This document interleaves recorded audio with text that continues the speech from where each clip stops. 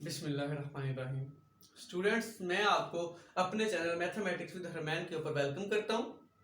आज हम math 100 and math 102 का लेक्चर नंबर 36 पढ़ेंगे, जो कि हमारे पास है स्टैटिस्टिक्स। ठीक है, तो स्टैटिस्टिक्स को समझने के लिए सबसे पहले हम इसके कुछ बेसिक पॉइंट समझते हैं। सबसे पहले हमारे पास एक पॉइंट होता है डाटा। हमारा क्वेश्चन है व्हाट इज डाटा। डाटा क्या होता है? डाटा हमारे पास पीस ऑफ इंफॉर्मेशन होती है, एक इंफॉर्मेशन का टुकड़ा होता है, एक इंफॉर्मेशन होती है जो कि न्यूमेरिकल भी हो सकती है और नॉन न्यूमेरिकल भी हो सकती है। उसको हम डाटा कहते हैं, मतलब piece of information, piece of numerical and non numerical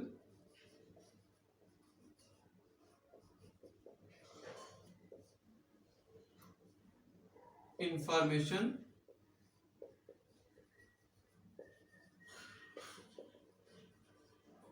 is called data। Numerical और नॉन न्यूमेरिकल इंफॉर्मेशन जो हमारे पास होती है, उस इंफॉर्मेशन को हम डाटा कहते हैं। सो डाटा कलेक्ट करने के लिए हमारे पास कुछ प्रॉपर्टीज का होना जरूरी है। फॉर एग्जांपल हमें ये देखना है कि एक विलेज के अंदर या एक सिटी के अंदर कितने फीमेल्स हैं या कितनी मेल्स हैं, तो उसको देखने के लिए हमें पता होना चाहिए उसकी प्रॉपर्टी क्या है। मीन्स ये हमने डाटा कलेक्ट करना है मेल्स या फीमेल्स के बारे में, ठीक है, लेकिन हमें यही नहीं पता कि हमने डाटा कलेक्ट क्या करना है, तो हम कैसे करेंगे। ठीक है, तो जो हमारे पास प्रॉपर्टीज होती हैं, जिस प्रॉपर्टीज को देखकर हम डाटा कलेक्ट करते हैं, उन प्रॉपर्टीज को हम वेरिएबल कहते हैं। ठीक है, तो ये हमारे पास वेरिएबल की डेफिनेशन आ जाएगी।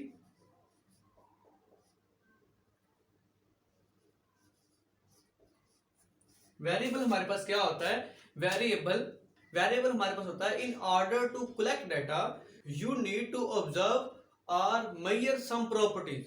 हम उन प्रॉपर्टीज को क्या कहते हैं? वेरिएबल। जैसे मैंने पहले बता दिया है, हमने कोई डाटा कलेक्ट करना है, डाटा कलेक्ट करने से पहले हमें पता होगा हमें डाटा किस चीज का कलेक्ट करना है, तो फिर हम कर पाएंगे। कुछ प्रॉपर्टीज होंगी, उन प्रॉपर्टीज को हम वेरिएबल कहते हैं। जैसे कि हमने एक सिटी में देखना है कि शादीशुदा लोग कितने हैं, तो ये शादीशुदा लोग देखने, तो शादीशुदा लोग हमारे पास एक प्रॉपर्टी आ गई, हम इस लिहाज से अपना डाटा कलेक्ट करेंगे, तो इसको हम वेरिएबल कहते हैं। स्टूडेंट्स, वेरिएबल्स की दो काइंड होती हैं। ठीक है, एक हमारे पास होता है क्वालिटेटिव वेरिएबल और एक होता है क्वांटिटेटिव वेरिएबल। क्वालिटेटिव और क्वांटिटेटिव में फर्क क्या है? तो क्वालिटेटिव डाटा को हम पहले बयान करते हैं। तो हमारे पास क्वालिटेटिव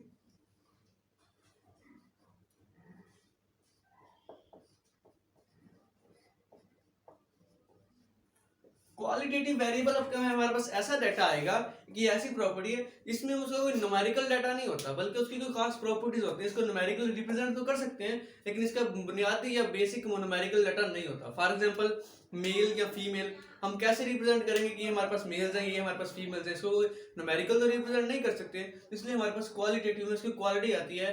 क्वालिटी में आ जाएगा कि उसकी लेट्स सपोज उसका हमारे पास वो मेल है, फीमेल है, वगैरह वगैरह, हमारे पास क्वालिटेटिव इंफॉर्मेशन में आ जाएगा। और दूसरा जो हमारे पास होता है वो होता है क्वांटिटेटिव।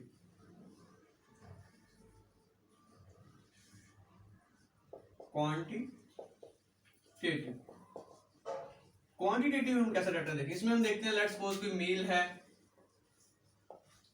फीमेल, इस तरह का जो डाटा हमारे पास होगा, इसमें हमें मेल को रिप्रेजेंट करना होगा, फीमेल को रिप्रेजेंट करना होगा, तो हमारे पास ऐसा डाटा क्वालिटेटिव डाटा कहलाएगा। लेकिन क्वांटिटेटिव में ऐसा होता है जिसमें हमारे पास न्यूमेरिकली कोई वैल्यू अवेलेबल होती है, इसकी न्यूमेरिकल कोई वैल्यू होती है। फॉर एग्जांपल हमारे पास किसी की एज है, तो एज क्या हो सकती है?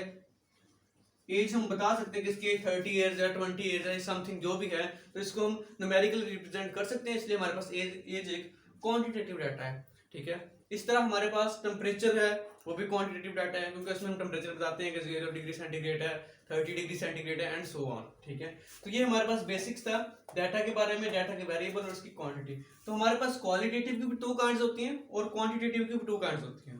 तो जो आपकी बुक है उसमें हमारे पास क्वालिटेटिव की जो 2 काइंड्स हैं वो आपको रिप्रेजेंट नहीं की, बयान नहीं की गई, जबकि जो क्वांटिटेटिव की 2 काइंड्स हैं उसके बारे में बताया गया है। तो क्वांटिटेटिव की जो 2 काइंड्स आपकी बुक में है उसको आप सर देखते हैं, वो हमारे पास क्या है। ये टाइप्स ऑफ क्वांटिटेटिव हमारे पास 2 तरह की होती हैं। एक हम कहते हैं डिस्क्रीट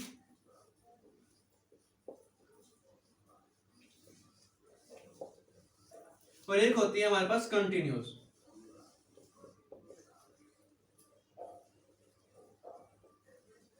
डिस्क्रीट और कंटिन्यूस में क्या फर्क है?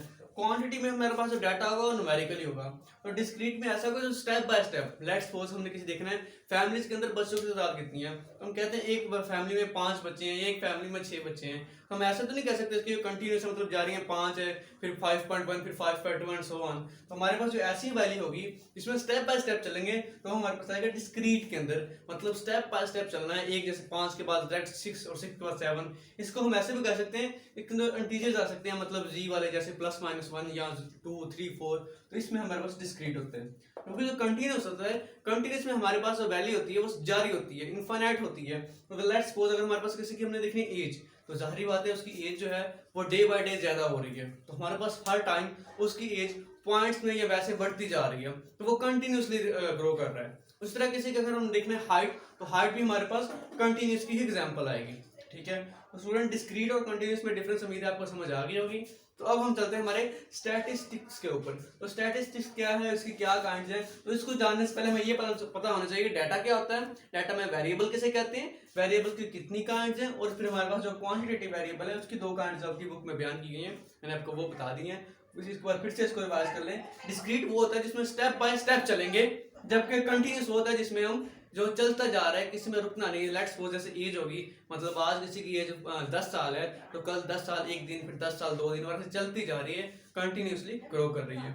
जबकि डिस्क्रीट इसमें स्टेप बाय स्टेप होता है। स्टेप कैसे, जैसे हमारे पास 5 के बाद डायरेक्ट 6 आ जाएगा, 6 के बाद डायरेक्ट 7 आ जाएगा, 5.1, 5.2 एंड ऐसे कुछ वैल्यूज नहीं आएंगी। सो अब स्टैटिस्टिक्स की बात करते हैं। तो स्टैटिस्टिक्स हमारे पास क्या होती है, किसी भी जो डाटा हमारे पास है, हम डाटा को कलेक्ट करते हैं, उसको समराइज करना है, उसके बाद हमने उसको रिप्रेजेंट करना है, प्रेजेंट कैसे करना है, देखना है, टेबल की फॉर्म में करना है, माने चार्ट की फॉर्म में करना है वो सारा, और उसके बाद उसको एनालिसिस करना है। ये हमारे पास आता है स्टैटिस्टिक्स। स्टैटिस्टिक्स में अब इसमें 2 चीजें हो सकती हैं, या तो हम डाटा ले रहे हैं, हो सकता है हमारे पास डाटा में बहुत ज्यादा पॉपुलेशन है, तो हम पूरी पॉपुलेशन का डाटा लेके उसको सॉल्व करें। जैसे कि हम कह सकते हैं हमारे पूरे पंजाब में कितने स्कूल्स हैं, हम पूरे हर स्कूल के अंदर जाके तमाम तुलबा का डाटा इकट्ठा करेंगे, या कितने स्टूडेंट्स वहां पर पढ़ते हैं उसके बारे में जानना, वो सारा डाटा कलेक्ट करना। तो ये हमारे पास आ जाता है पॉपुलेशन के अंदर। तो टोटल हमने जितना था उसके लिहाज से डाटा को इकट्ठा किया, फिर उसमें उसको अरेंज किया, सारा कुछ करने के बाद उसको हमने रिप्रेजेंट किया, रिप्रेजेंट करने के बाद फिर हमने उसमें से एनालिसिस किया। एक दूसरा तरीका ये होता है कि हम इसका सैंपल ले लेते हैं। लेट्स सपोज हमने देखा जी टोटल जो हमारे पास पंजाब में है, हर सिटी में 10-10 या 20-20 स्कूल हैं, तो हम हर स्कूल में से 10 या 20 स्कूल में से सिर्फ हम एक जो एवरेज स्कूल चल रहा है, हम उस स्कूल को लेकर उस लिहाज से उसका सैंपल बना लेते हैं कि हमारे पास अगर 1000 है, 1000 में से हमने 100 या 50 स्कूल्स ले लिए, उसके लिहाज से उसका डाटा कलेक्ट किया, उसी लिहाज से हमने एवरेज बना के डाटा रिप्रेजेंट कर दिया कि ये हमारे पास डाटा किस फॉर्म में आ रहा है। ठीक है, तो स्टैटिस्टिक्स की हमारे पास 2 काइंड्स होती हैं, एक हम कहते हैं डिस्क्रिप्टिव स्टैटिस्टिक्स, और दूसरी हमारे पास होती है इन्फ्रेंशियल स्टैटिस्टिक्स। डिस्क्रिप्टिव में पहले देखते हैं क्या होता है। डिस्क्रिप्टिव में स्टूडेंट्स हमारे पास जो भी डाटा होगा उसको हम पॉपुलेशन के लिहाज से लेंगे, ये जो डाटा ले रहे हैं। डिस्क्रिप्टिव में वो डाटा आएगा, मतलब टोटल डाटा को हमने कलेक्ट किया, उसको समराइज किया, उसको हमने रिप्रेजेंट किया, उसके बाद हमने उसका एनालिसिस कर लिया, ये हमारे पास डिस्क्रिप्टिव में आ जाएगा। ठीक है, तो हमारे पास टोटल डाटा होगा उसको हम लेंगे, उसमें से जो काम का डाटा उसे निकाल लेंगे, बाकी को हम साइड में रख देंगे, और काम के डाटा को हम एक टेबल की फॉर्म में या किसी चार्ट की फॉर्म में ड्रा करेंगे, और उसको हम देखेंगे, देखने के बाद उसका एनालिसिस करेंगे, और उसका रिजल्ट पे पहुंचते हैं। ये हम करते हैं डिस्क्रिप्टिव के अंदर। और जो सेकंड हमारे पास होती है इन्फ्रेंशियल में, हम क्या करते हैं,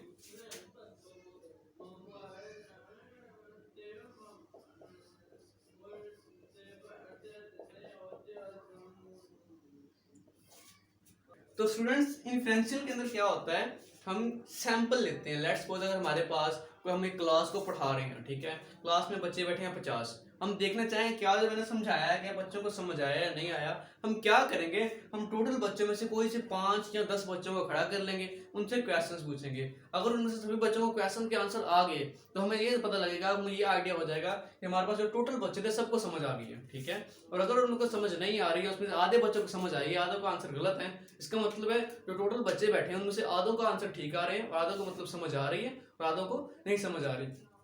इसीलिए आज हम इसमें क्या करते हैं, हमारे पास एक बहुत बड़ा ग्रुप होता है, उसमें से हम एक छोटा सा ग्रुप निकाल लेते हैं जिसको हम कहते हैं सैंपल।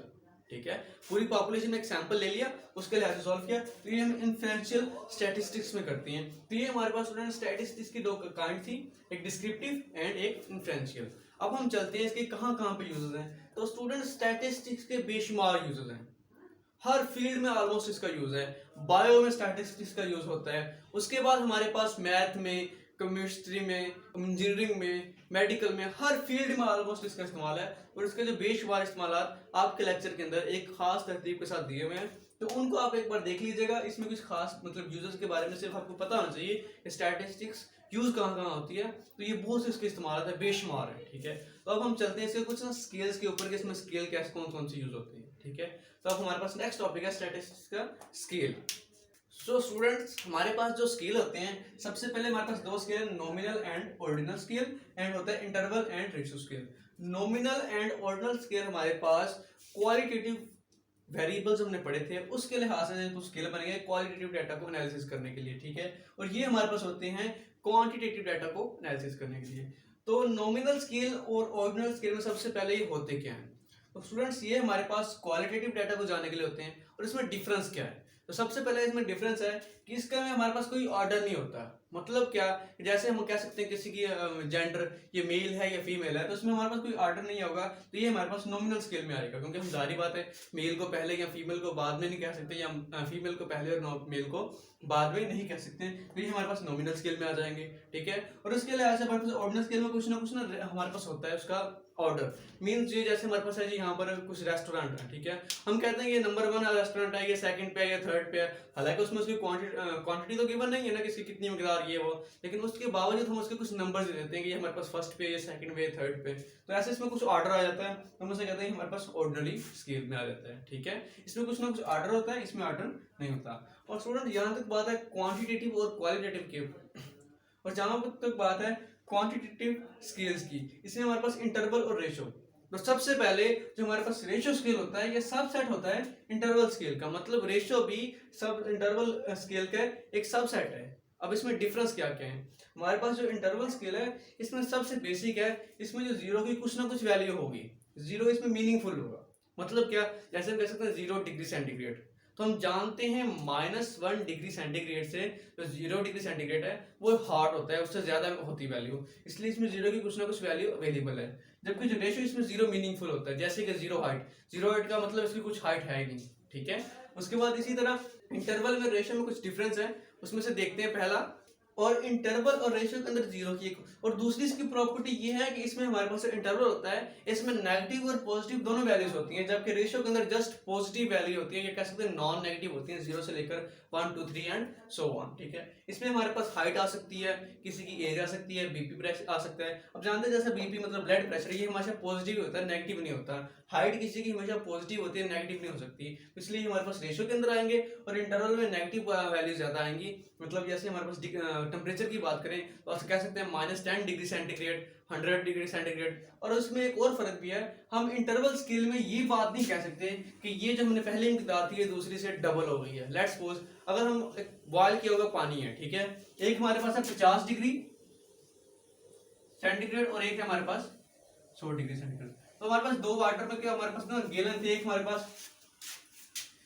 पास 100 डिग्री सेंटीग्रेड पर गर्म किया गया था और एक 50 डिग्री सेंटीग्रेड पर गर्म किया गया था। अगर हम दोनों में हाथ डालें, ठीक है, तो हम ये नहीं बता सकते कि ये जो हमारे पास 50 पे था ये 100 से डबल था। हाँ, ये तो हमें आइडिया होगा कि इसमें ये ज्यादा पानी गर्म है, लेकिन कितना ज्यादा गर्म है ये हम नहीं बता सकते कि उसे डबल है या ट्रिपल है या फोर्थ उससे गर्म ज्यादा है, तो ये हम इसमें नहीं बता सकते हैं। जबकि रेशियो में हम बता सकते हैं, जैसे कि हमारे पास जो वेट है, वजन की बात की जाए तो एक हमारे पास 2 किलो होगा और एक 4 किलो है, तो हम इजीली बता सकते हैं कि ये हमारे पास 2 किलो वेट है, ये 4 किलो से हाफ है, ये हम कह सकते हैं ये 4 किलो है, ये 2 से डबल है। ठीक है, इसमें हम इजीली ये बात भी बता सकते हैं। तो स्टूडेंट्स, उम्मीद करता हूं कि आपको इस लेक्चर की अच्छे से समझ आ गई होगी। इसमें कुछ खास समझाने वाला था नहीं, बस आपको ये आइडिया होना चाहिए कि डाटा क्या होता है, वेरिएबल क्या होता है, एंड उसके बाद स्टैटिस्टिक्स में कितनी काइंड्स हैं और कितनी तरह के स्केल्स भी होते हैं। तो मैं आपको इसको एक ग्राफ की मदद से समझाता हूँ, इसका ग्राफ कैसे बनेगा। स्टैटिस्टिक्स, इसके स्टूडेंट्स दो काइंड्स होती हैं, एक हमने पढ़ी थी अभी डिस्क्रिप्टिव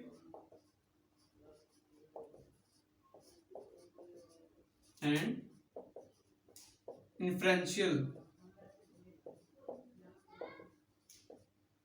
ठीक है। ये हमारे पास स्टैटिस्टिक्स पे आती है, सब डाटा को कलेक्ट करना है। फिर उसके आगे हमने दो काइंड देखी, डिस्क्रिप्टिव एंड इन्फ्रेंशियल। अब हम नेक्स्ट क्या करेंगे, हमारे पास हमने एक और चीज देखी थी, वो था डाटा। हमने डाटा देखा, डाटा क्या होता है। उसके बाद डाटा में की जो प्रॉपर्टीज है, हम वेरिएबल कहते हैं, जिस लिहाज से हम डाटा कलेक्ट करते हैं उस वेरिएबल कहते हैं। हमने देखा वेरिएबल की टू काइंड्स हैं, ठीक है। कौन कौन सी थी, क्वालिटेटिव एंड क्वांटिटेटिव।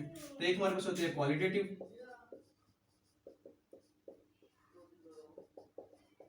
एंड